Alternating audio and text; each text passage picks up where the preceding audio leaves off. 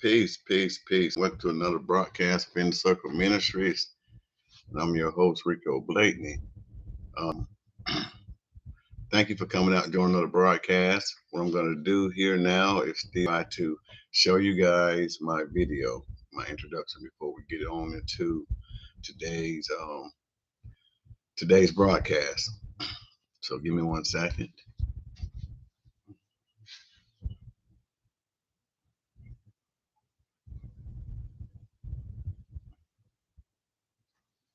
Um, let's see, can I do it by?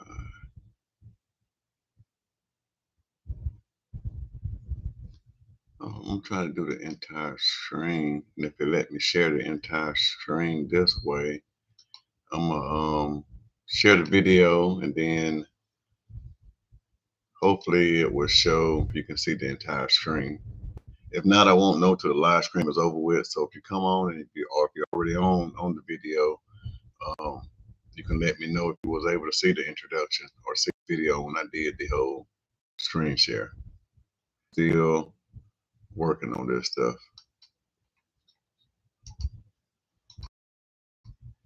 So we can see the things for in the light that they are. And once we can see them in that truth, then can we govern our life, get the result that we desire out of this life. Peace, peace, peace, peace. All right. Now I got to figure out how to drop this, and then I can back to video. So if you're on here now, if you come on later, tell me if you was able to see it and tell me what your thoughts and comments about it and your likes about it or dislikes. Like I said, it's something I'm working on learning myself, and I'm pretty proud of it. But today's episode or today's broadcast of In the Circle Ministry is going to be talking about calibrating your moral compass, and it's something coming off of um, last Wednesday's broadcast.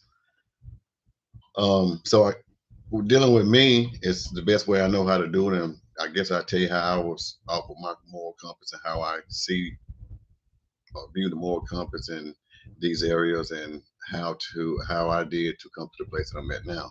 So even though the name of it is yours, it's really gonna be more about mine. And as we do on this channel and teach on this channel, that anything that we tell is our experience, our truths, and um, from our understanding our beliefs. And you take it and take that information and see how it can and what it will do in your life. But take it and actually put it to practice in a way that you take it and receive it. Um, so with the moral compass, we talked about last week. It's a set of things or set of principles that we have inside of us that guide us. It's our inwardness, um, that how we conduct ourselves as an individual and how we interact with others as we conduct ourselves as individuals.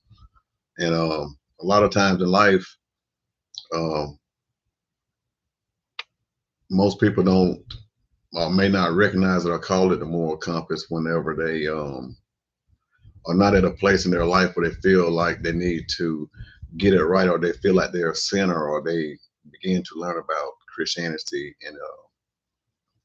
and things of that nature, and want to live a better life or be a better person, and looking towards Christianity or other faiths. I deal with Christianity because that's the way I was brought up.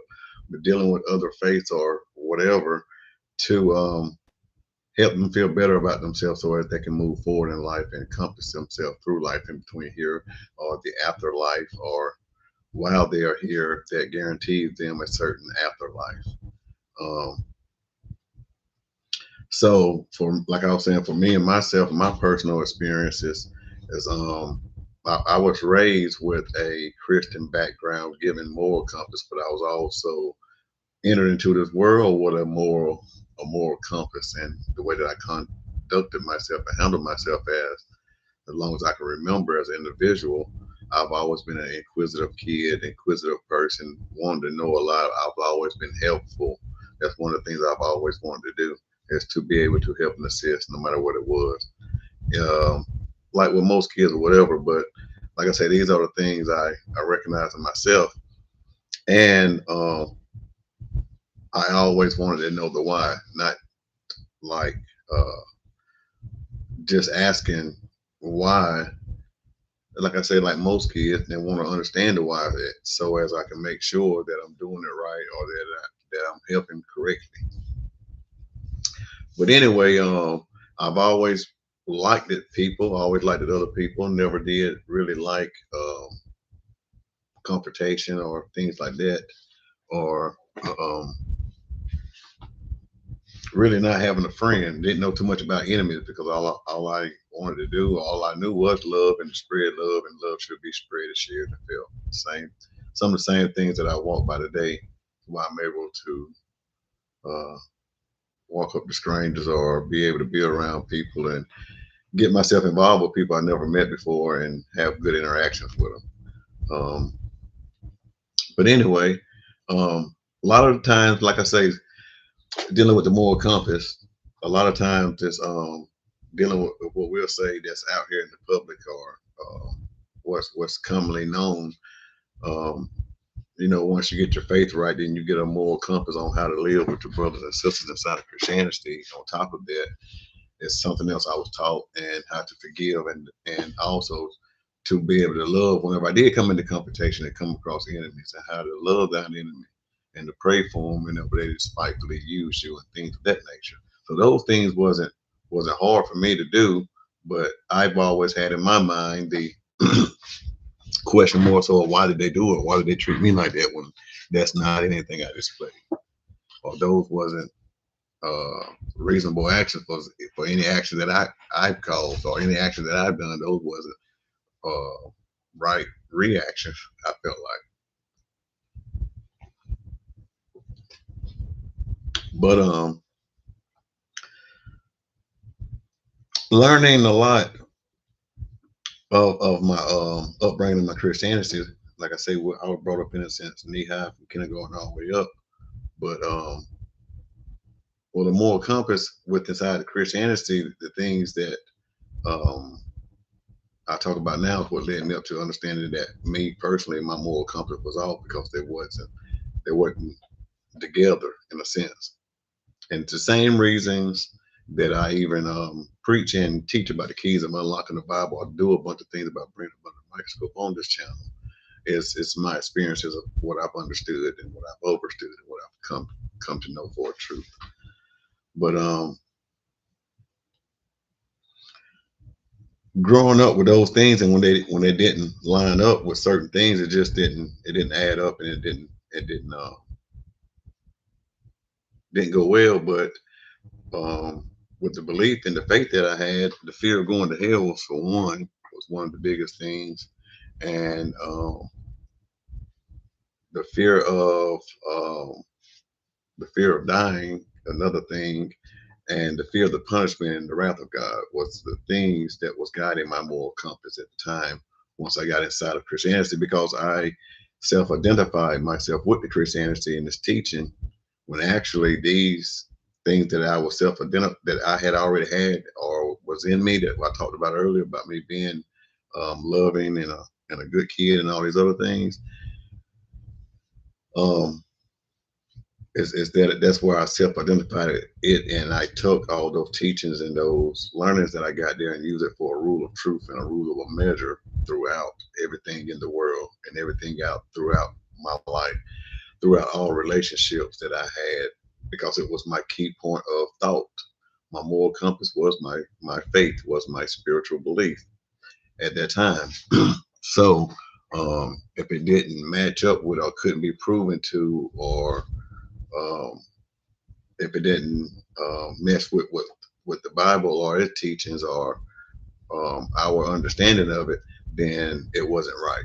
Then it was wrong, and it was either separated and you stayed your distance from it, and even though you seen it as sinful or pagan or outside of everything else that you would hear about it, then you distance yourself from it. And And a lot of the things might have never been true because a lot of things that I was holding, like I was saying, as far as the teaching and the doctrine or the doctrinations and some of the traditions and the dogma that was taught that I identified with wasn't valid truth. That was all taken as that anyway, you know. So they was taken with truth without any proven factual truth. So I guess in a nutshell, what I'm trying to say is that understanding that in order for me to navigate correctly, in order for my compass to be the tool or the instrument that I need to navigate me on the journey, then I need it to be calibrated right. Like your speedometer on your car, you need it to be calibrated. You need it if you're running 55 and you're actually driving 55 down the road, then that's great. But if you're running 95 and your speedometer is saying 55, then you're going to be operating and navigating through bad navigation because you're speeding and you're doing reckless stuff, and you will go along with it like, man, it seems like I'm driving really fast, but I'm only going 55. No, that's a false reality. Your more your compass or your speedometer is off. It needs to be calibrated so as it can read accurately. So, like I'm saying, is that in order for us to have certain things that we're going to use spiritually to use for a moral compass, then we're going to have to make sure that our stuff is right and that it's calibrated correctly. You know, so the way that I was able to understand it is that I needed to make sure that the um, the information was true. So with that, in order for me to call this my compass, or this is going to be the rule of truth that I'm going to use to judge everything off of, and everything else will be measured up to it because it's already accepted as nothing but the truth. So help me God, and there is no other truth but this. Then they have to get informed. In order for us to really make a decision, we must have it. We should be making informed decisions, but I wasn't making informed decisions. I was making decisions off of information that I was given, and I took it. I never went to inform myself of the information. I didn't go back and see the what, when, where, and how. Um, Outside of the way I was told to go get it or the way I was told to go see it, which sometimes it's nothing wrong because if you're lost, you're looking for direction. You're going to need someone to help guide you and lead you in a sense down the way is what we've been taught to feel like. But I do believe this more than anything that if your inward person isn't guiding and leading you, then all those other things will lead you astray. This is what they're talking about, relying on God and not on man, you know, in the Bible as well. But informed. You must be informed. And in order to make an informed decision, you need information. And the information need to be checked. Whenever I was working in the factory or working out there in the not the corporate world, but working in the manufacturing world, I was working in a chemical plant, but became an auditor. And one thing about it, like say, you might find out the ingredient is olive. Olive is the ingredient that you're doing the audit on. So you're find out the olive and the person that is packaging and selling the olive, you're gonna find out where did they get the olive from? How long have they been getting the olive from that individual? And how long um, have that person they're getting it from been getting that olive? Do they grow their own or is it shipped or they buy it from somebody else? You know, things of that nature. And it goes on and on and on. And so once you say that, figure out the olive come from this place. We find out this farm. Okay, how do you grow your olive? What do you use on your olive? What kind of fertilizer you use? Now, when it comes to fertilizer, no matter what kind of fertilizer it is, you have more components that has to be ran down. So you start basically with one point, and it almost a diamond. You know what I mean? It starts from here, and every time you get something, you're going to branch out until you can all tie it all the way back to here.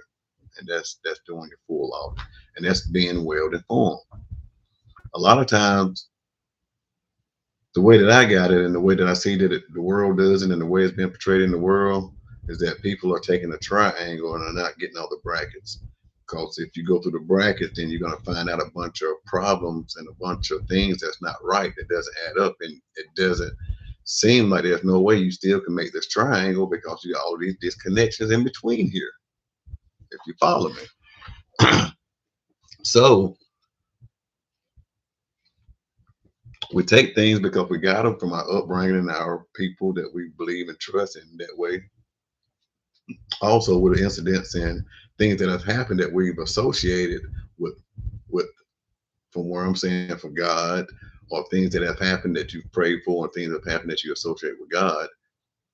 Before the end of the video, hopefully I can get to this, but we'll talk about that association with, and what really is and how it works within ourselves. It still comes back to having it calibrated properly. And once you have calibrated properly, you operate it properly.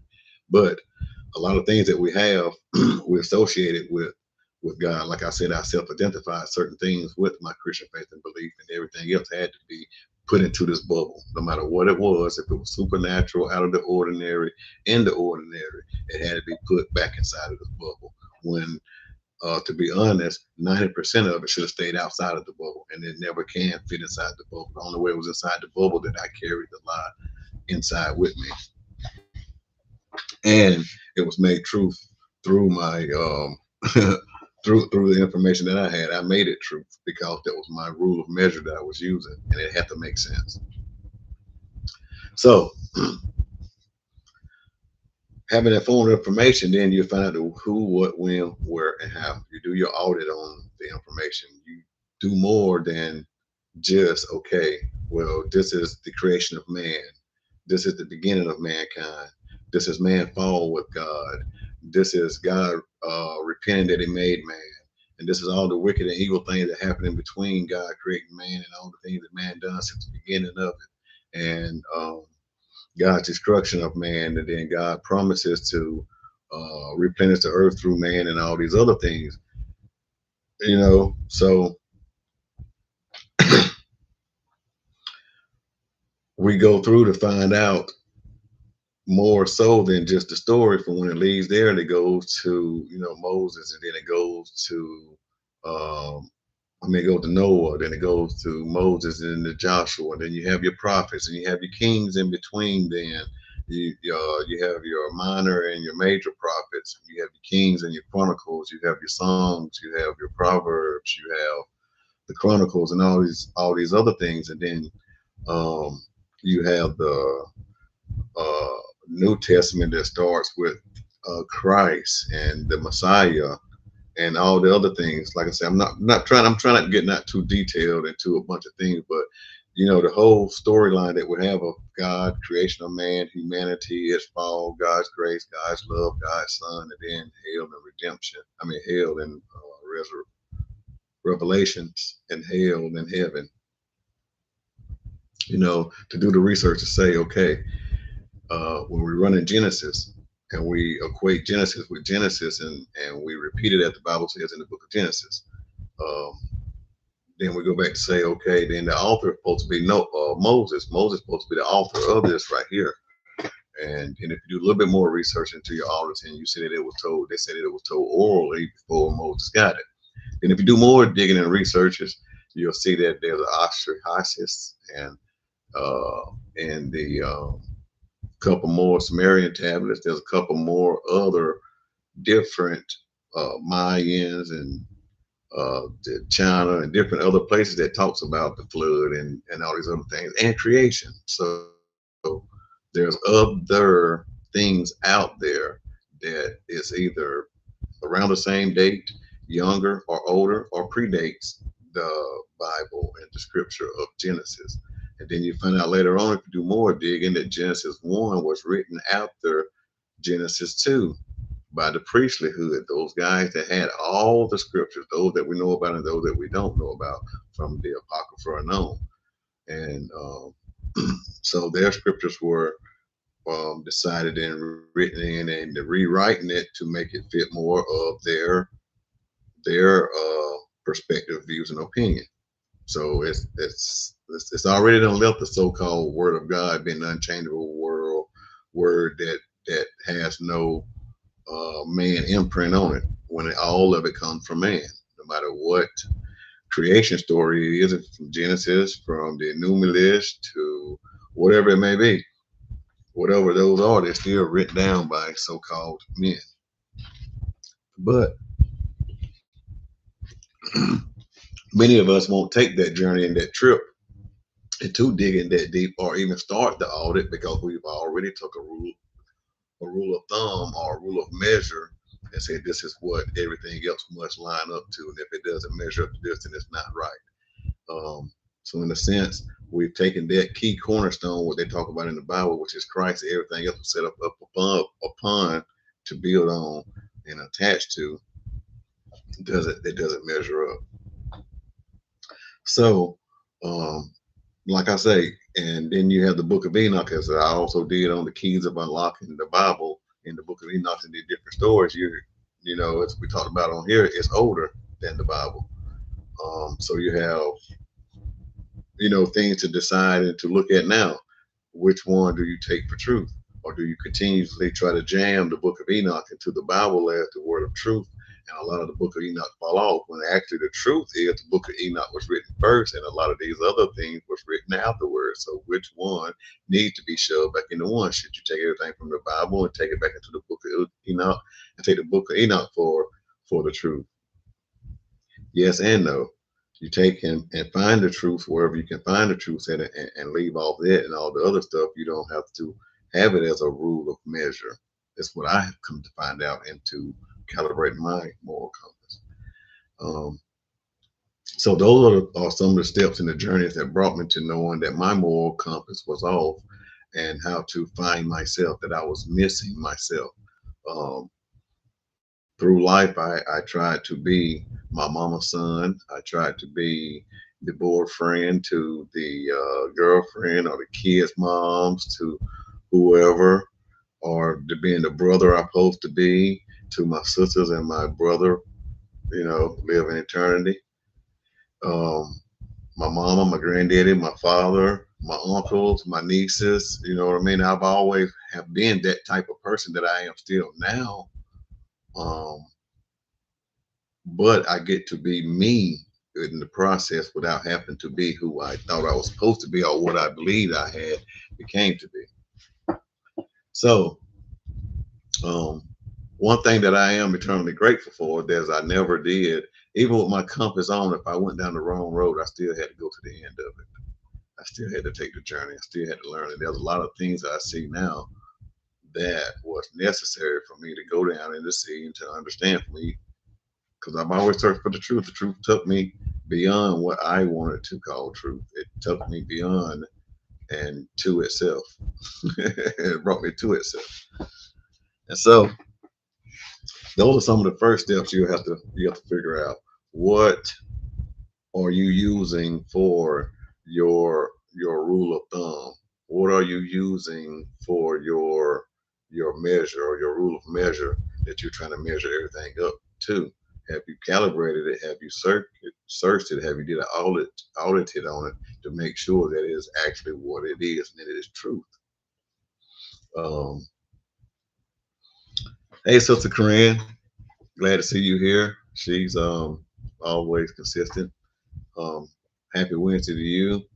If you can, you get a chance. Well, I know the video probably has to be off. I tried to do well, I believe I did a screen share and showed the video that I created for like my introduction, and I'm still in the process of learning how to get it set up without me having to do it and put it on before then. So I won't have to like say the introduction. I can actually let it speak for itself. But um, you are never late. You're always on time, and that's another thing too that I had to work on too as well. Is that since we deal in this illusion of time, we're always at the perfect moment, in the perfect moment all the time. But it's talking about me recognizing when my moral compass was off, and me basically finding myself and finding out who I am, and who I know to myself to be today. So with that's been some of the first things you'll have to find out too, is to be able to have the wisdom to calibrate moral compass. And if it's not calibrated, the wisdom to ask for it, and ask for the knowledge, wisdom, and the understanding on how to get it calibrated if it's off in any manner. Um, so um, those are some of the first steps to do it. And after that is taking ownership. Once you can see that the compass is off or the calibration is off, then you must take ownership, because somewhere down the line in your audit that you've done, you see not only were you the user of the compass, but you also was a calibrator. You also was a manufacturer. You also was the engineer. You also was the production labor. So that that your fingerprints are all over. So you have to take ownership and accountability. One of the things about being God and the self mastery and knowing that you are God is that you have to take accountability for any creation. Even with that, like I say, not to make light of it, but in the Bible story, God did repent. God actually, in the narrative or in the sense of the biblical way we're talking about it, that God took accountability. He said, "I jacked up. I should have never made these." In Dave Chappelle voice, I should have never made these. I'm gonna get rid of all of them. And it wasn't just so for my, like I said, from my understanding, well, on that level, for those that are still there and haven't ventured out yet, I've started to do all it. That it wasn't just for man's sakes. It was a thing that was happening spiritually that was manifested through the physicalness of mankind. It was the spiritual wickedness that took place in the heavens first, and then was played out into the physical. So the repenting of having a place for uh, um, a place for forgiveness within ourselves, I think is the biggest story or the biggest uh, more behind taking out of that. Being able to say, I messed up, I regretted it, let me fix it. No matter how the story is played out or written out in the script of Genesis. But the fact of, hey, look, I did this, I created that, and I got to get it right. So being accountable. Um, and as you can be accountable for things, then it's like once you accept accountability, you release or you open up yourself to a whole lot of things that can come and bring, or let me try to rephrase that. It will reveal unto you all the things that you already are, or it will reveal the truth in that situation or that issue or whatever it may be. It will reveal that thing inside of you that is the issue. And with that, it brings about a repentant heart or a repentant spirit or a repentant mindset that makes you want to change, makes you want to do whatever. For instance, right when I quit eating meat, I I say I grew up real country too, so let me put that out there. I grew up real country where we growed everything from our livestock to our vegetation. Um, but whenever you was to kill a chicken, um, pluck it, gut it, get it right to prepare it, it has a certain smell. Um, Then once you prepare it, most of the time you have your seasoning, your spices, your flour, if that's what you choose to do to fry it or whatever. It doesn't taste anything like it smells. But to me, I was still smelling it after it was prepared. I love deer meat, hamburger meat, and all these other things. But the meat and all those other things, I couldn't get it out. So I was I was being accountable to it to the point to whereas it was like I know I shouldn't be eating meat because I shouldn't eat anything that has breath in it. Like I said, these are my convictions and mine, and not throwing it on anyone else. But my journey was that if I was to eat anything, I should eat the plants. And I was still wrestling with the concept that I've always had: plants have life in them too. If they could only speak about their growing pains, then or there things that they've seen throughout their life, then they could tell us a whole lot, and that they were actually able to express their feelings and emotions, then you will hear a lot of pain that comes from them. But um, all of that played with me being accountable for it. So stop eating meat. Not saying that I was accountable for the death and the slaughter and the murder, but I ain't getting into all of that. I was just saying that. But for me, it wouldn't allow me to get to the vibrational place. I couldn't raise my consciousness, or I couldn't be elevated to the place I needed to be elevated to with those things in me and my walk. So being accountable and then being this gonna sound male chauvinist, but being man enough to do what it takes to take care of whatever needs to be that you're accountable for. So if it's correction, if it's more increase in a lack of in an area, you know what I mean? All this stuff doesn't have to be in like I say it or thought about it in a jacked up way, but just knowing that there is a need, and then if there's a need, then there is a supply, then it means that there's a demand, and then it must be met. You be accountable, you see it, you do what you can and what you're able to change to get it. Um, and you make those things happen. And then the accountability will come back with whatever results you have. Um, okay. So now after you've been able to accept accountability and have the power to move forward, um, all the other things that fall into play. On with accountability, I don't know if I expounded enough on it, but whenever I was coming through my upbringing, I was telling you about myself, identifying with myself as a good person or whatever, and then got into Christianity and his faith and his belief, and was identifying everything with that. I had God placed outside of me so far in heaven that the only way that I could really get to God, I would have to die and live a life to a point that I would never really die, as Christ would say, but I would be able to enter into eternal life. And there, after that, I'd be able to be with Jesus and the Father, and yada, yada, yada. I didn't have the concept of me being God in the way that I have now, which I'll expound on later. But with that, with my moral compass, the issue with that was what brought the disconnection in the triangles we were talking about inside the other brackets of the triangles that they should go to, that consists and fills up this whole triangle. That really the outside triangle just a silhouette, but there's a bunch of intricate connections in the inside that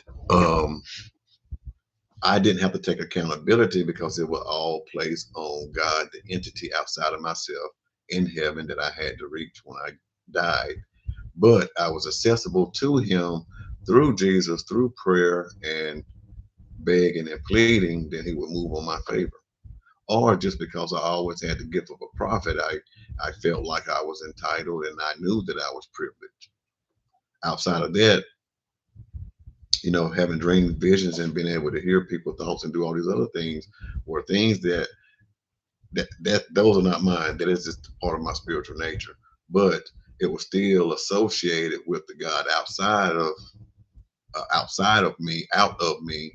That was my connection to that everybody else didn't have. Anyway, so when we do those things, we put our power in outside entities and we put our trust in outside things, then those outside things can never render what we need. Um, unless you're your own business owner, or you own the company, or you're the one that's investing all the monies in the stocks, making all the big money. Then if you're an employee, then you're never gonna get rich. you're, you're never gonna get rich. Most employees, or sometimes you may see yourself as an employee, but if you're independent, if you're an entrepreneur, some will call them sales. You work in sales and you get paid 1099. You have a chance to make it to be rich with the roll of the dice or the way things work, and however you perceive yourself and how you want to desire yourself and you see yourself in that business, in that industry.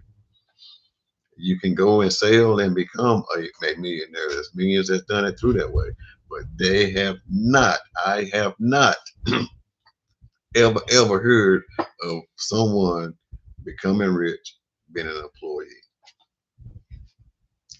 So with that, also coming with, like I'm saying, giving your power and your stuff outside of yourself never really allows you to operate correctly. Your calibration is already off.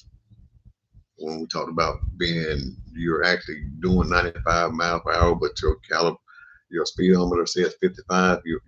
That's where you're at already. That's where I was at. But that's where we're at already when we're dealing with that. So and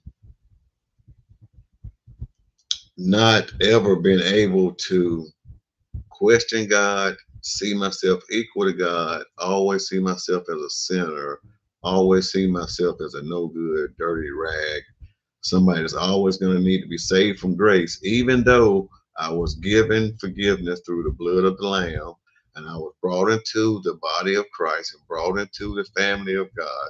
I still had to make sure that I kept my sins cleaner than Jesus could have done. If that makes sense, now that's the logic of a lot of teaching that we have with our beliefs that, you're saved, you're good, you're going to go to heaven because you believe in Christ, because that's what you were told. That's what all you got to do is believe with your mind and your heart and confess with your mouth, and you're saved. And Jesus died for that. And then if you were to mess up, well, you're kind of dangerous. You have to pray for that, and you're going to ask for forgiveness for that, and you have to pay an atonement for that, and you're going to have to confess that sin once to another with all your brothers, and they're going to have to reconcile you. And if you know what I mean, you can't be reconciled, they're going to have to discard you. But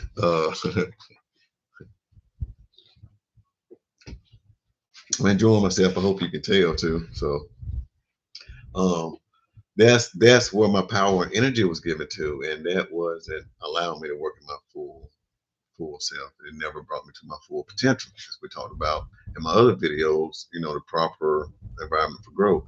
I was getting productions. I got a whole yield of green beans out of my garden one time, but I should have had enough to have a serving to eat, a serving for seconds, and a serving to put up in the can. But I only got that one serving to eat, and that was it. So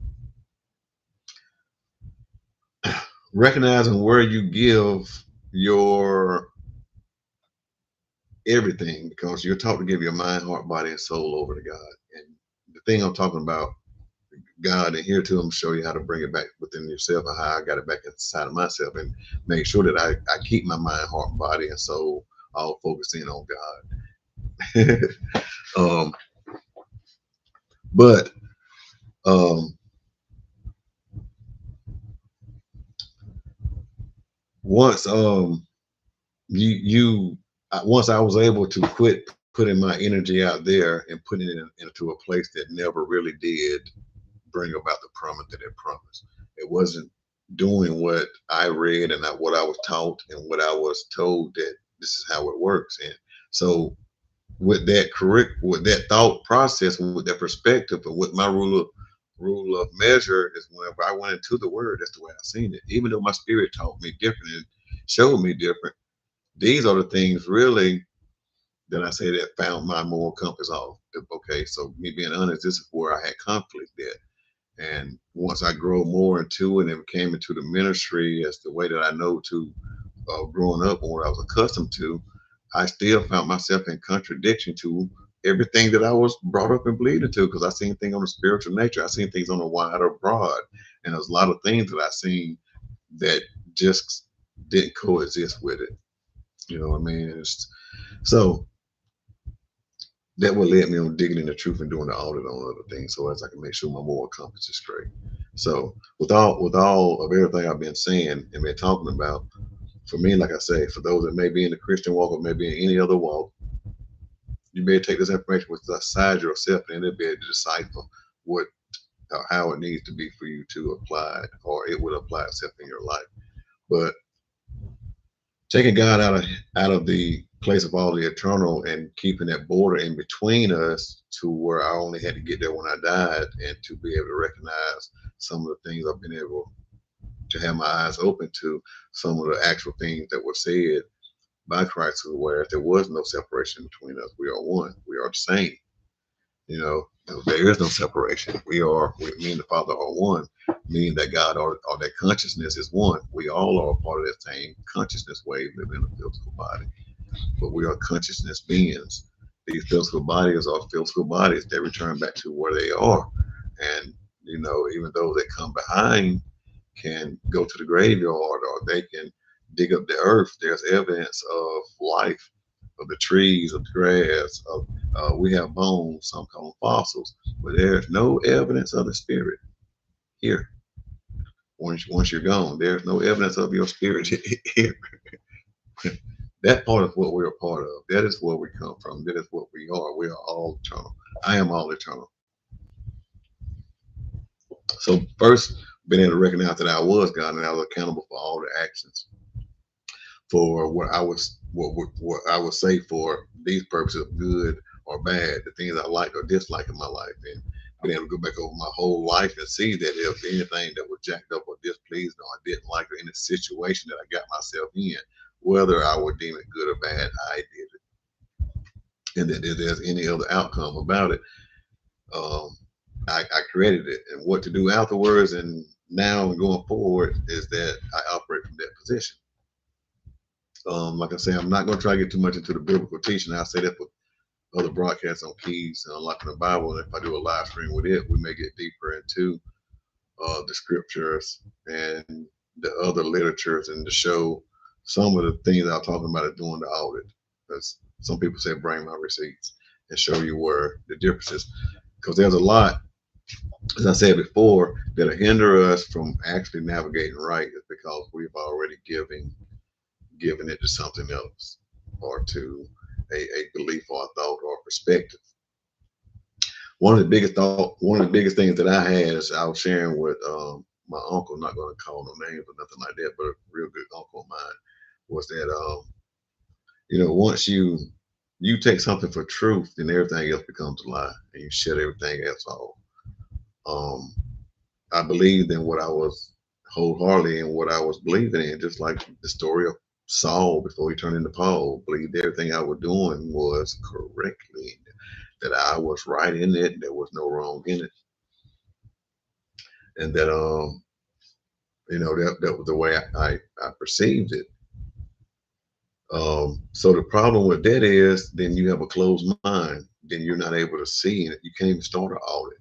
You can't even you know, really believe the police officer when he give you this ticket to say that you were speeding and he clocked you at 95, you're gonna argue, and even when you got to still pay the ticket for speeding, you're gonna swear up and down. You're gonna tell everybody you were doing 55, and you know it because you've seen 55 on the dashboard. When everything else, logical and everything else, were proving that you were doing 95. So um, that's some of the biggest things. So with that too, I also say that it's the riches of man. They talk the Bible's scriptures in the Bible speaks about it's harder for a camel to enter into the kingdom of heaven than it is for a rich man to enter into the kingdom of heaven.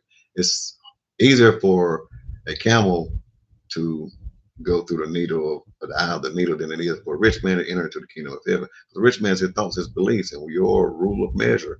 That is it. It's going to be hard for you to enter into a place that has infinite, it has so much never ending, never beginning amount of information. And for you to say you have it all, you'll never be able to enter into that abundance amount of information because you have it all. You'll never be able to say, man, I need to get my speedometer fixed because I could have hurt someone and the officer was right and everybody was right, man. And I was wrong. I should have got my stuff calibrated. So um, it's once you can get out of your box, once I can get out of that mindset that I had, that rule of measure was an all encompassing truth, was I able to become who I am and to understand. I could come to the understanding of who I always been and to walk into that happy, free, I have peace. I have love. I have joy. I have no fear of the body going back to wherever it's going to go to whenever it's all said and done for this avatar or for this body, because that is not what or who I am. I'm always going to be this being that I am. I'm always going to be God. I'm always going to be an energy force. I'm going to be a child of the light because I am a child of the light until I return to being a star until I can grow to be a sun in another galaxy. That's what it is for me. But anywhere or anytime I'm down on this road that I'm calling life or the journey that I call life, I trust the God that I am or the God consciousness that I am, not claiming ownership that I'm mastering and becoming. I, I trust it to lead and guide me all the way through, even when I'm wrong or whatever. I trust that compass because it led me to where I'm at now. That person that I was or the individual that I was before I could self-identify with anything else. If you really think about it, once you can have your moral compass adjusted or calibrated to you and only you, then you know you're going to have issues and you're going to continue to be off in areas which we're all going to do. But um,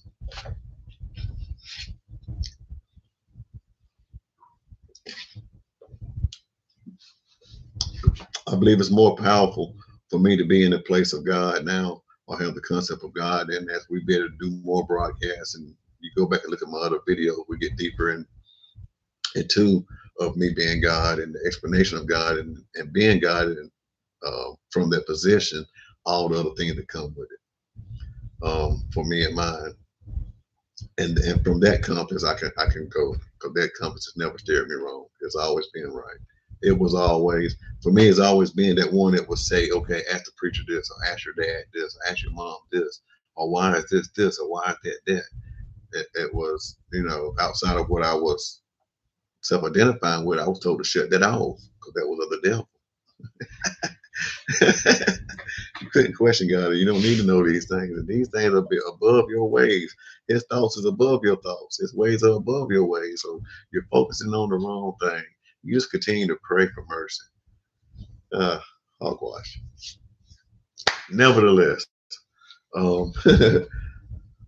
I want to thank everybody that came out tonight for joining the broadcast, for sharing your time and your energy with me. Everything that I've said and talked about, I expect it to do whatever it be in your life. And if I never hear about it, I trust it to do whatever it needs to be because I don't need to hear about it. I love doing what I do. I love this channel. I've always loved doing this, what I'm doing now. Um, so I do want to thank you for that, having a platform and for having all the subscribers, those that are now, whether you've subscribed presently or past tense or future tense. I thank you for that. Like, subscribe, comment, give thoughts and opinions. Um, that's just on my end. But on your end, take the stuff in consideration. Do a self audit. If you don't know how to do an audit, go inside yourself and ask God or ask Buddha or ask Muhammad or ask Allah, ask whoever, whatever you're comfortable with of that higher consciousness that you identify with for those answers, and you'll get them. And I believe that and know that for a fact. If you do those things, you'll get them if they come from within or to an outside source. Most time, every time for me, not to say most time, every time with me, it's been showed here first, and then it was showed there to manifest itself there, so as I can have self evidence. But it was showed and heard here first. So go within there, find out if your calibration is off, find out if you need to get right, and if these are some of the things where you coming out of doctrination or someone else dogma or interpretation or perspective, and you're finding yourself lost out here somewhere down the line, all the answers and everything you need was inside yourself. There's nothing that ain't been created. There's nothing new under the sun. There's nothing up under you, my son or my daughter, that isn't already done and took a place was inside of you. So you can get that information, you can get that knowledge. Um, so my advice is to be accountable. Um, and once you're accountable, you can be acceptable, and then you can do all the other things that automatically going to follow. And that everything else that I talked about that comes to follow is discipline. You can put it in any category, you can put it in any actions, you can put it in any activity, you can put it in any thought. It's going to be discipline. That's what self mastery is about. Because within those three things I talked about is the truth, and that truth should be the only rule or measure that you have. And so, in a sense, like Christ said, if somebody tell you, hey, I got all the truth here, I got all the truth here, he said, don't believe it. You know, Jesus says, they tell you, hey, Christ is over here, Christ is over there, lo, he's over here, yo, he's over there. He said, don't believe him. I ain't came, however it may be. So, get your truth from here and here. Take your rule of measure and your compass and pick up the truth as you go through. Enjoy the journey. Most of all, enjoy the experiences, because this is all that we have. Nobody, not even me, like I say, these are the rules and regulations of my life. Nobody can stand flat footed and tell you that they have it all and they have the answer. Nobody has proof of anything. All we have is literature, thoughts, opinions, and then we have theology. Or we have the thought process of dealing with whatever the information it is. But there's nobody that's been to or came from heaven, hell, beyond outer space, or whatever we can say, under the earth, in the earth, or around, or whatever, to say definitely. So, main thing is find your truth, go within thyself, so as you can be exactly what and who you are, and you can navigate yourself through this life. You can enjoy the journey, enjoy the experiences, and have them, and which I think are the joys of life. Until next time, I know this is a abrupt end, but I'm going to get off. I want to thank you. I wish peace, love, prosperity, extreme health, and a wealth of overstanding for you and your life. Um, and I also pray for your prosperity as well. So thank you for coming out, joining Inner Circle Ministries. Thank you for taking your time out to hear me go through my spiel. Um, and until next time, keep your eyes open, keep your eyes peeled, and um, look out for more and more of us coming and doing more and more broadcasts and communicating with you guys and bunch more lives and upstream, so we can have more personal um, interactions. But have a great night tonight. May the rest of your time and your week be just as great as the night was for me having this episode. So peace, love, prosperity, and extreme wealth to everyone. You guys have a great and wonderful night.